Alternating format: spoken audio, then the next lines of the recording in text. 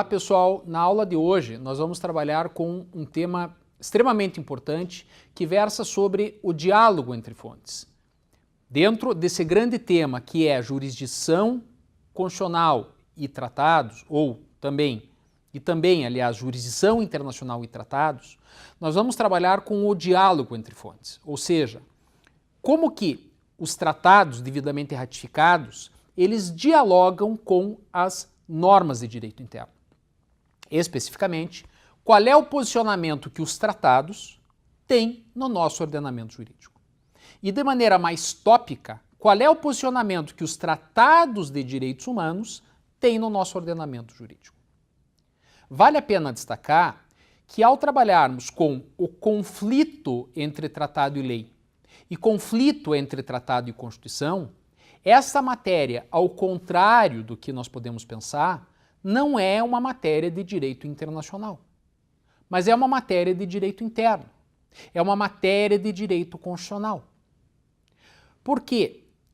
É justamente no direito constitucional, é no direito interno e também na própria jurisprudência que nós vamos verificar qual é o posicionamento hierárquico que os tratados, e aí mencionamos os tratados de direitos humanos, possuem no ordenamento jurídico brasileiro. Conforme também nós vamos mencionar as teorias monista e dualista, que são teorias do direito internacional, quando muito procuram justificar o posicionamento hierárquico dos tratados frente ao ordenamento jurídico interno. Mas efetivamente é no direito interno que nós vamos encontrar essas respostas.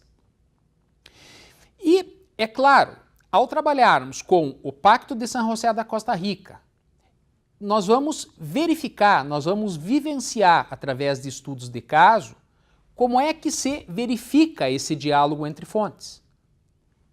Tema que está inserido dentro de jurisdição e direitos humanos.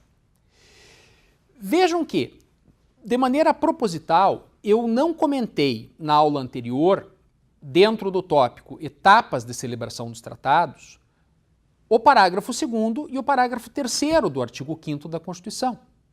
E, estranhamente, vocês devem ter se perguntado o porquê.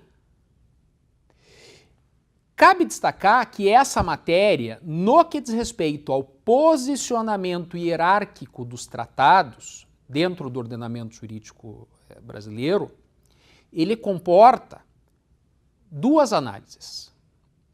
Ele comporta um tratamento de uma análise separada, conforme estabelece a própria jurisprudência do Supremo Tribunal Federal. Inicialmente, nós temos que analisar os tratados em geral, qual é o posicionamento hierárquico que os tratados em geral têm no nosso ordenamento jurídico, e de maneira mais específica, e aí é o avanço da nossa jurisprudência, qual é o posicionamento que os tratados de direitos humanos têm no nosso ordenamento jurídico.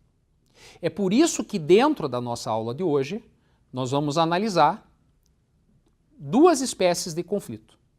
Conflito entre tratado e lei e o conflito entre tratado e Constituição. E também, dentro dessa nossa análise, nós vamos verificar qual é o posicionamento hierárquico que os tratados de direitos humanos têm no nosso ordenamento jurídico. Como forma de ilustrar o que nós estamos colocando, torna-se necessário aqui analisarmos duas teorias, teoria monista e teoria dualista. Ou seja, quando nós falamos aqui sobre o conflito entre tratado e lei, nós temos a corrente dualista e corrente monista.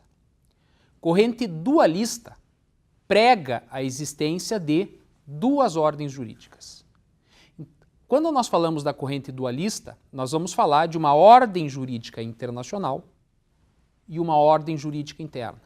Então imaginem aqui duas linhas que caminham em paralelo e que nunca se comunicam. Uma linha que estaria acima, uma linha acima imaginária, que seria a ordem jurídica internacional.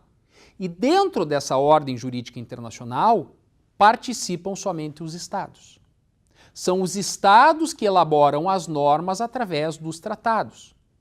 Tratados que somente obrigam os Estados.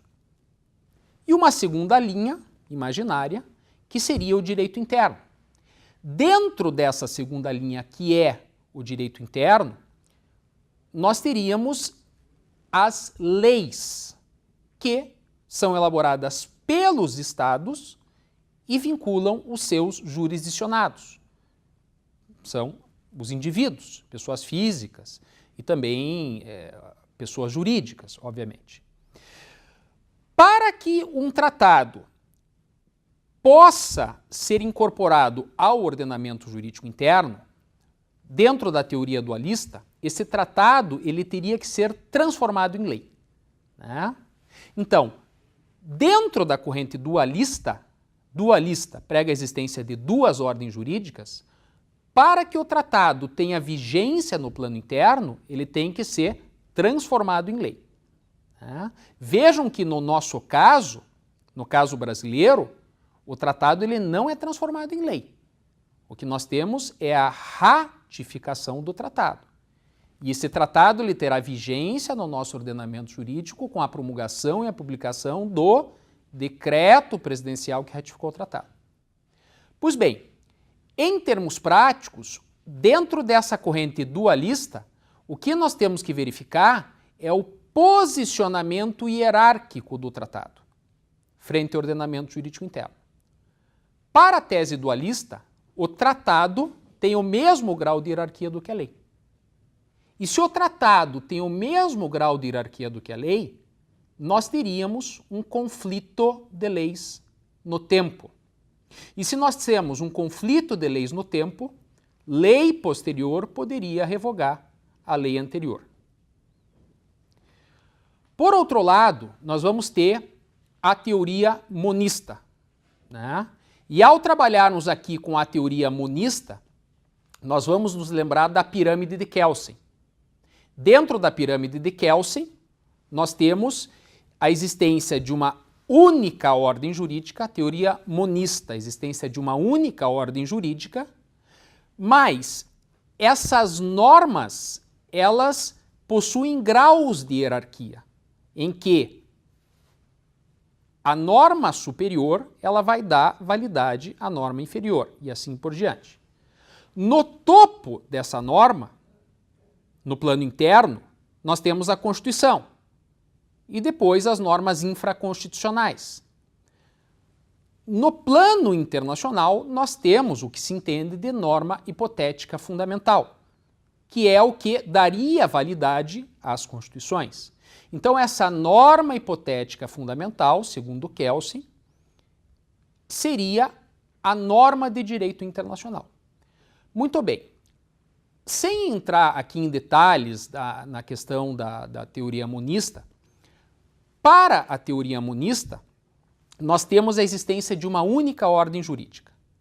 Não existe diferença entre a ordem jurídica internacional e a ordem jurídica interna. Então, nesse caso, a partir do momento que o tratado é ratificado, ele já tem vigência no ordenamento jurídico interno.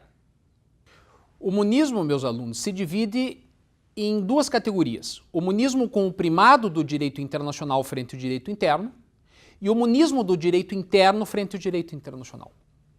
Quando nós falamos do monismo, o monismo com o primado do direito internacional frente ao direito interno, nessa hipótese, no caso de conflito entre tratado e lei, sempre prevalecerá o tratado.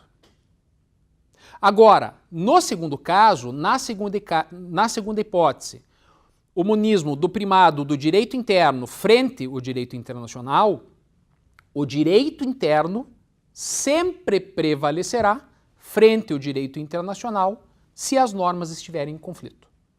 É claro que, nesses dois casos, monismo com o primado do direito internacional frente ao direito interno ou o monismo do direito interno frente ao direito internacional, a melhor teoria é o monismo do primado do direito internacional frente ao direito interno. Porque nesse caso, sempre haverá a prevalência do direito internacional frente ao direito interno, de maneira a observar a aplicação do princípio pacta sunt servanda, né? Evitando-se assim a responsabilidade internacional do Estado. Muito bem.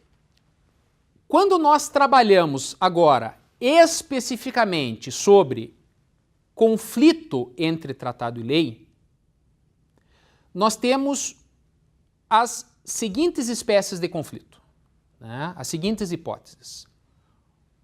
O tratado, ele pode ter, em tese, um grau de hierarquia superior à Constituição. O tratado, ele pode ter o mesmo grau de hierarquia do que a Constituição. E o tratado, ele pode ter um grau de hierarquia inferior à Constituição, podendo ter um grau de hierarquia superior à lei, ou ele poderá ser inferior à lei. Tá? Então, nós vamos falar do conflito entre tratado e lei sempre que o tratado estiver abaixo da Constituição. E nesse caso, o tratado ele poderá ter o mesmo grau de hierarquia do que a lei, ele poderá ter um grau de hierarquia superior à lei, ou poderá ter um grau de hierarquia inferior à lei. Quando nós falarmos que o tratado tem o mesmo grau de hierarquia da Constituição, ou ele tem um grau de hierarquia superior à Constituição, nós vamos comentar sobre o conflito entre tratado e Constituição. E, especificamente nesse caso, nós vamos comentar sobre os tratados de direitos humanos. Vejam, no nosso ordenamento jurídico, quando nós trabalhamos com os tratados em geral, ou seja, aqueles tratados que não sejam os de direitos humanos, o tratado tem o mesmo grau de hierarquia do que a lei. Tratado igual a lei. Isto significa dizer que se o tratado tem o mesmo grau de hierarquia do que a lei, uma lei posterior a um tratado, ela prevalece sobre o tratado. E nesse caso, nessa hipótese, o Estado pode ser responsabilizado internacionalmente. Nós temos, é claro, algumas exceções, como, por exemplo, o disposto no artigo 98 do CTN, artigo 98 do Código Tributário Nacional. De acordo com o dispositivo no artigo 98 do CTN, do Código Tributário Nacional, os tratados em matéria tributária prevalecem sobre a lei, né? Então, em matéria tributária, os tratados em matéria tributária, eles têm um grau de hierarquia superior à legislação tributária, de maneira a prevalecer, né, os tratados em matéria tributária frente ao nosso ordenamento jurídico. Quando nós falamos sobre o conflito entre tratado e lei, nós temos que observar que essa matéria, ela sempre foi objeto de muita discussão, de muito debate perante a doutrina, perante a jurisprudência.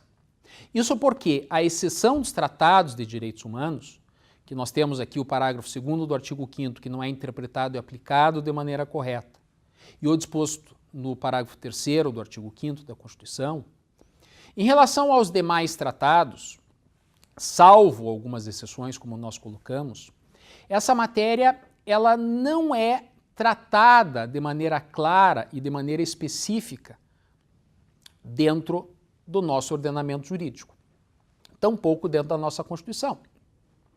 Se nós formos analisar, por exemplo, determinadas constituições, como a Constituição da Argentina, como a Constituição de Portugal, Constituição do Paraguai e Constituição de outros países, tanto latino-americanos como europeus, várias constituições asseguram a primazia dos tratados frente ao direito interno.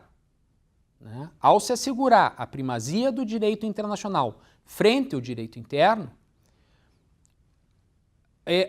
esses ordenamentos jurídicos estabelecem uma diretriz, estabelecem um comando, digamos assim, aos magistrados, no sentido de indicar como eles deverão julgar questões que envolvam direito internacional, questões que envolvam tratados.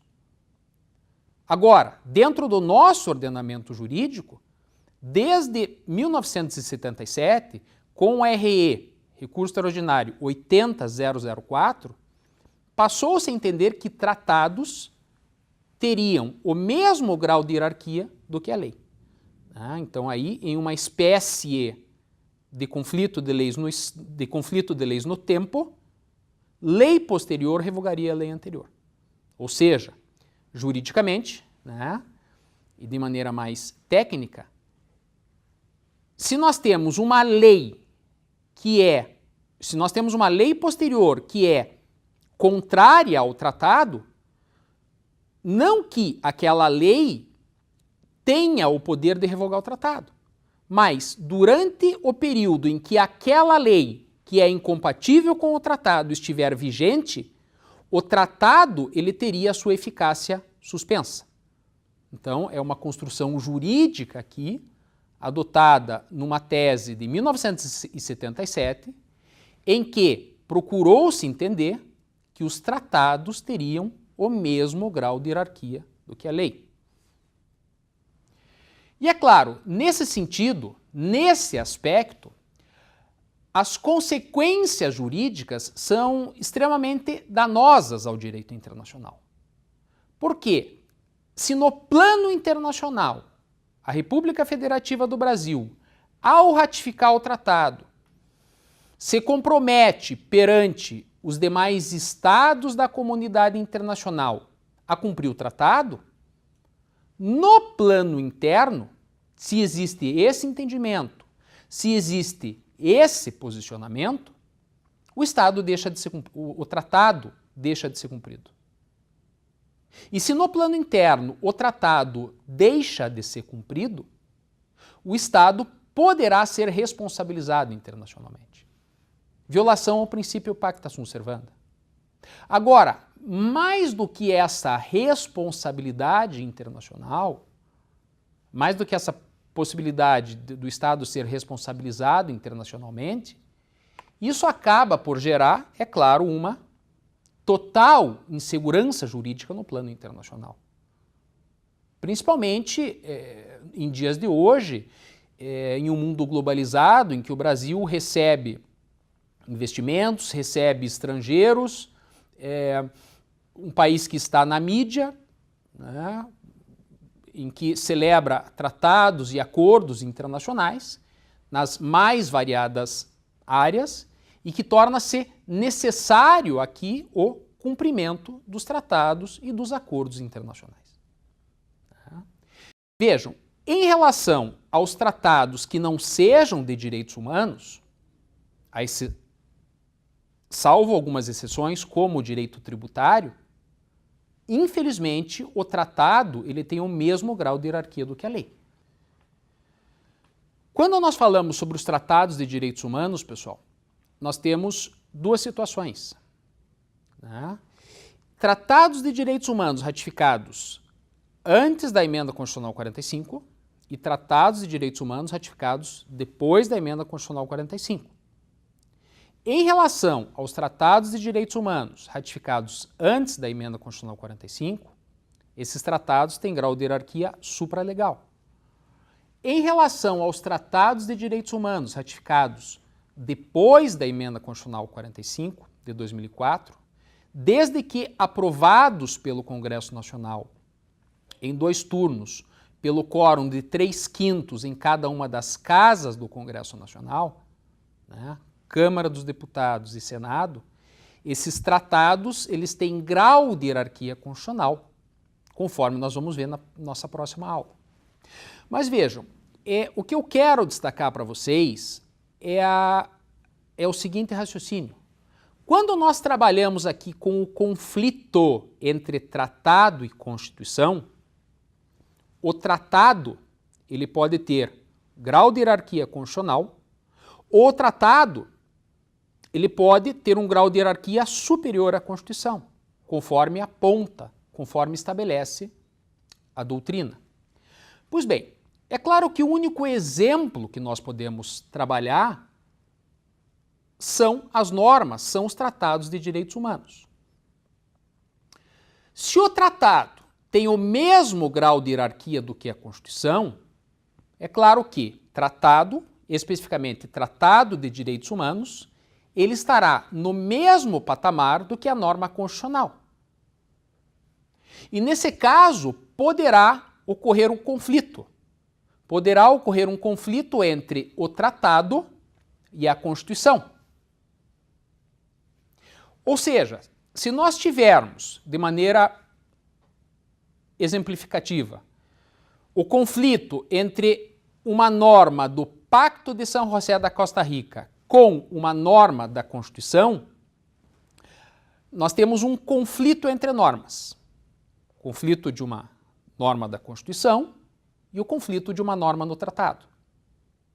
E nesse caso, nós teremos que ter algum critério para saber qual norma deverá prevalecer, né? Ou a norma constitucional, que tem por objetivo proteger a pessoa humana, né? Uma norma de direito fundamental, e, de outro lado, uma norma de igual hierarquia e que tem por objetivo também proteger a pessoa humana, né? Então aí nós temos que valorar essas normas e, dentro de um critério de proporcionalidade, verificar qual é a norma mais favorável à pessoa humana, né? Conforme assentado aqui em jurisprudência da própria Corte Interamericana de Proteção aos Direitos, a Corte Interamericana de Proteção, a Corte Interamericana de Direitos Humanos, neste caso aqui, vale a aplicação do princípio pro homine, ou seja, no caso de conflito entre normas, norma de direito internacional e uma norma constitucional, aplica-se aquela norma que seja mais favorável à pessoa humana. Né? Por quê? Porque essas normas, tanto a de direito internacional como a de direito constitucional, elas devem dialogar, elas devem se integrar, de maneira a se aplicar a norma mais favorável à pessoa humana. Né? Então, aplicação do princípio pro homine. E, finalmente, nós temos aquela hipótese em que o próprio tratado ele pode ter um grau de hierarquia superior à Constituição. A doutrina traz como exemplo a Constituição da Holanda. E nesse caso, a própria Constituição da Holanda estabelece que se o tratado ele contrariar os dispositivos da Constituição, antes daquele tratado ser ratificado pelo Estado holandês, será necessário aqui promover uma adequação à Constituição. Ou seja, existem casos em que, a título de curiosidade, né, previstos no próprio ordenamento jurídico constitucional da Holanda, existe para que o Estado possa ratificar um tratado que seja ou que esteja contrário à Constituição, torna-se necessário, através de uma votação de quórum específico, se promover a alteração na Constituição do Estado. Ou seja, o tratado ele não tem o poder por si só de, ao ser ratificado, alterar a Constituição. Não é esse o caso. Mas, antes do tratado ser ratificado, torna-se necessário o quê? Adequar o ordenamento jurídico constitucional aos termos do tratado, de maneira a preservar a primazia do direito internacional frente ao direito interno. Bom, pessoal, para finalizar então a nossa aula de hoje, o que é importante como elemento de fixação? Basicamente, conflito entre tratado e lei e o conflito entre tratado e Constituição. Nós temos que saber em que casos e em que hipóteses esses conflitos ocorrem.